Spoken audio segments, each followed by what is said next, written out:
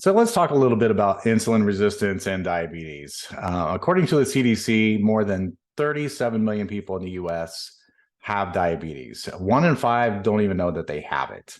Type 2 diabetes accounts for about 90 to 95% of all those diagnosed cases. And diabetes is the eighth leading cause of death in the US. And a lot of those cases may be underreported. Medical costs for people with diabetes are twice as high as the people that don't have diabetes. And if 1 out of 10 Americans currently diagnosed with type 2 diabetes, you may be thinking that you have a 90% chance of avoiding the diagnosis, but keep in mind that actual cases may be much higher than what's being reported, and those cases are growing super fast. The number of adults diagnosed with diabetes has more than doubled in the last 20 years. And as the American population has aged and become more overweight or obese, that number just keeps getting higher and higher. But let's talk about, what does it mean to be insulin resistant? Insulin resistance occurs when the body's cells become resistant to the effects of insulin, which is a hormone produced by the pancreas that helps regulate the blood sugar levels inside the body. As a result, the body produces more insulin to try and compensate for this resistance, but eventually the pancreas can no longer keep up with those blood sugar levels as they become high. This is what's known as type 2 diabetes. Insulin resistance is an important issue to be aware of because it can lead to a number of serious health problems. Besides diabetes, this includes heart disease, risk for stroke, kidney disease, and even blindness. First, let's talk about insulin and how the body uses it. Insulin is a hormone that's produced by the pancreas and plays a crucial role in regulating the amount of glucose or sugar in the bloodstream. Its main role is to facilitate the uptake of glucose by cells in the body, where it can be used for energy or stored for later use. I like to think of insulin as like a real estate agent who's trying to match apartments, your cells, with tenants, being the blood sugar. The apartments need tenants to function, so your insulin hormone helps unlock the apartments for tenants to reside in so that they can function.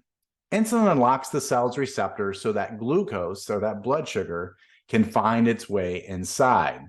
So after a meal, when glucose levels in the bloodstream rise, the pancreas releases insulin into the bloodstream.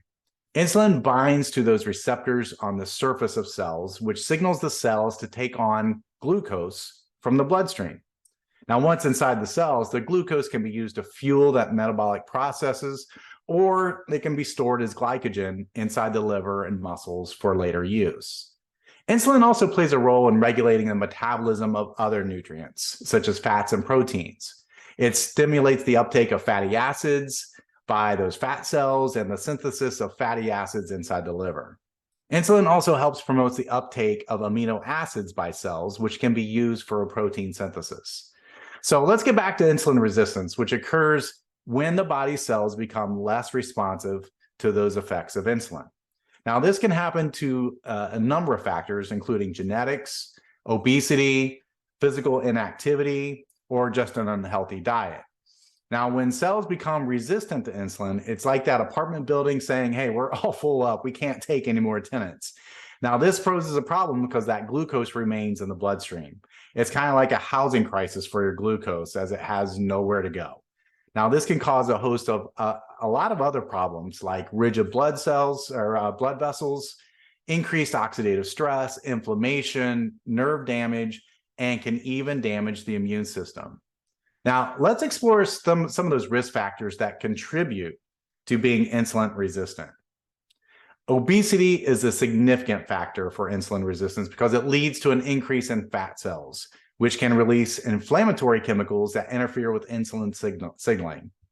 Additionally, excess body fat can lead to the accumulation of fat in organs such as the liver and pancreas, which can also interfere with insulin sensitivity. Now, physical inactivity can also contribute to resistance by leading to a reduction in muscle mass. Now, this is important for glucose uptake. When muscles are not used frequently, they become less responsive to insulin and less able to take up glucose from the bloodstream. It just doesn't need it.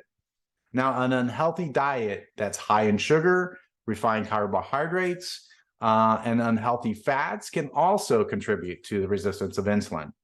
Now, these foods can cause a rapid rise in blood sugar levels, which can lead to an overproduction of insulin. Over time, this can really lead to the development of insulin resistance. Getting older is also a factor. As we age, our cells become less sensitive to the effects of insulin, and the pancreas may produce less insulin in a response to rising blood sugar levels. And this can lead to a condition known as impaired glucose tolerance, which is a precursor to type 2 diabetes. Now, finally, genetics also plays a role in the development of insulin resistance. Some people may be more genetically predisposed to developing insulin resistance, and this risk can be increased by lifestyle factors such as obesity and physical inactivity. But what happens when too much blood sugar accumulates in the bloodstream? So like we discussed before, there just isn't enough housing for people to live. They are regulated to living on the street. The same is true with glucose or blood sugar. If it cannot find cells to live in, to be converted to energy or be stored as fat, the blood sugars are forced to stay on the street or your blood vessels and can cause some havoc in your body by just staying there. The human body is designed to maintain relatively constant levels of glucose in the blood. Glucose is the primary source of energy in the body cells, and it's tightly regulated to ensure that it stays within that narrow range. When blood sugar levels rise above this range, it can have negative effects inside the body. First, high blood sugar can damage blood vessels throughout the body. The excess glucose can cause the blood vessels to become very stiff and thickened, which can reduce the blood flows to organs and tissues. So over time, this can lead to a range of complications like heart disease, stroke, kidney disease, and nerve damage.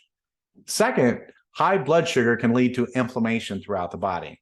The excess glucose can cause the body to produce more reactive oxygen species, or ROS, or we know them as free radicals, which can damage cells and tissues. This can contribute to chronic inflammation, which is associated with a range of diseases, including heart disease, cancer, and autoimmune disorders. Third, high blood sugar can damage the body's nerves. Excess glucose can accumulate in nerve cells and cause damage to what's called the myelin sheath that protects the nerves. This can lead to a range of symptoms, including numbness, maybe some tingling, loss of sensation in those extremities. Finally, high blood sugar can impair the body's immune system. Excess glucose can weaken the immune system and make it more difficult for the body to fight off infections. And this can increase the risk of infections and make it harder for the body to recover from everyday illness. Insulin resistance can also, as we discussed, lead to diabetes. Insulin resistance is a major factor for type 2 diabetes, which is a chronic condition that affects millions of people worldwide. Now, the word diabetes comes from the Greek word, I don't even know how to pronounce it in Greek, diabenon, which it means to pass through or siphon. Now, this refers to excessive urination and thirst. That's a common symptom with diabetes. Now, the term diabetes was first used in the English language in the early 16th century to describe the condition of passing excess urine. In the 17th century, the English physician Thomas Willis coined the term diabetes mellitus, which means honey sweet diabetes. This name was given because of urine with people with diabetes mellitus has a sweet taste due to the presence of excess glucose. How they determine it tastes like that? Don't ask me, I really don't want to know. But today, diabetes refers to a group of metabolic disorders characterized by high blood sugar levels over a prolonged period of time. Now, the two main types of diabetes are type 1 and type 2. Type 1, type 1 and type 2 are very two distinct forms. And they differ in their underlying causes, the treatment of them, and how you manage them. Type 1 diabetes, it's actually an autoimmune condition which causes the immune system to mistakenly attack and destroy those beta cells in our pancreas. And that's what produces insulin inside of our body. As a result, the pancreas are unable to produce enough insulin to regulate blood sugars, and people with type 1 diabetes require insulin therapy to survive. So type 1 diabetes, they typically develops that through childhood or adolescence, though it can really occur at any age. And the exact cause of type 1 diabetes is not even fully understood yet, but it's thought to be a combination of genetic and environmental factors. There's currently no cure for type 1 diabetes, and medications used to treat type 2 diabetes are not effective to treat people with type 1 diabetes. Now, medicinal options for people with type 1, that includes a lot of insulin therapy. Insulin therapy is really the cornerstone of treatment for type 1 diabetes. It can be administered through injections, such as an insulin pump, or just through a syringe. But the goal of insulin therapy is to mimic the natural pattern of insulin inside the body and maintain blood sugar levels within a normal range. So type 2 diabetes, though, differs from type 1 diabetes because it's a metabolic condition in which the body becomes resistant to the effects of insulin. And the pancreas is just unable to produce enough insulin to compensate. Type 2, as we discussed before, it's the most common form of diabetes, and it accounts for about 90 to 95% of overall cases. It's often associated with lifestyle factors such as obesity, physical inactivity, unhealthy diet, although genetics can play a role in its development. Type 2 diabetes is typically managed with lifestyle modifications such as exercise, as well as medications to improve insulin sensitivity and regulate those blood sugar levels. So there's medicinal options for type 2 diabetes that also may include insulin therapy, because patients may require insulin therapy to help manage their blood sugar level. So there's a lot of different medications on the market right now to really help people with type 2 diabetes maintain proper blood sugar levels. So it's important to note that medications alone aren't enough to manage type 2 diabetes. We really need those lifestyle changes, such as diet, exercise. They're crucial for managing this condition. Additionally, the specific medication or combination of medications used will depend on individual factors such as your age, health status, and maybe any other medical conditions. So to recap, type 1 diabetes is an autoimmune condition where the pancreas is unable to produce enough insulin, where type 2 is a metabolic condition which the body becomes resistant to the effects of insulin. So insulin resistance is a precursor to that type 2 diabetes. When the body becomes resistant to insulin, the pancreas must produce more to keep up with the blood sugar levels and keep those in check.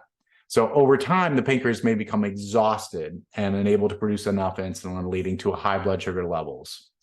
So how does your age play a role in insulin resistance? Because this is kind of interesting. There is this relationship between insulin resistance and aging. Insulin resistance increases with age and is one of the main factors to contribute to age-related decline in glucose tolerance. As we age, our cells become less sensitive to the effects of insulin, and the pancreas may produce less insulin as a response. This can lead to a condition known as impaired glucose tolerance, which again is a precursor to type 2 diabetes. Insulin resistance can also contribute to other age-related health problems such as cardiovascular disease, cognitive decline, and inflammation. And it's thought that insulin resistance may contribute to these conditions by promoting the release of inflammatory chemicals and other factors that can damage the cells and tissues inside the body. However, it's important to note that everyone or not everyone will experience insulin resistance as they age. Maintaining a healthy lifestyle, regular exercise, healthy diet, these can all help prevent or manage insulin resistance and reduce your overall risk of age-related health problems.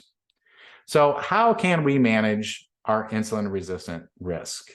And there's several, as we mentioned before, and we're going to dive down into some of these lifestyle changes that can really help manage insulin resistance for you. These things include exercising and exercising regularly. So exercise is one of the most effective ways to improve insulin sensitivity. Regular exercise to lower blood sugar levels and increase insulin. They aim for about 30 minutes of moderate intensity exercise per day, 5 days a week. Eat a healthy diet. A healthy diet that's low in processed foods, high in fruits, high in vegetables, whole grains, lean protein. These can all help improve insulin sensitivity. You want to avoid the foods that are high in sugar and high in refined carbohydrates. Also, you want to lose weight. If you are overweight or obese, losing weight can help improve insulin sensitivity. Even losing a very small amount of weight can make a huge difference. Stress. Managing stress is huge. Chronic stress can lead to elevated levels of cortisol, a hormone that can interfere with insulin sensitivity. Managing stress through techniques like meditation, yoga, deep breathing exercises, those can all help improve your insulin sensitivity. Sleep. Sleep is huge. So make sure you get enough sleep. Lack of sleep can disrupt the body's ability to regulate blood sugar levels and can lead to insulin resistance. Aim for at least a good 7 hours of sleep every single night. Insulin resistance is a serious health concern, and as we discussed, can lead to a number of serious health problems.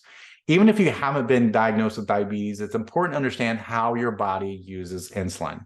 Why it's important to understand why your body may become insulin resistant and how you can take precautions now so that you don't suffer from the consequences, especially as we get older. Lifestyle behaviors such as exercise, healthy diet, weight loss, stress management, and getting enough sleep, insulin resistance can be managed and the risk of developing things like type 2 diabetes can be reduced.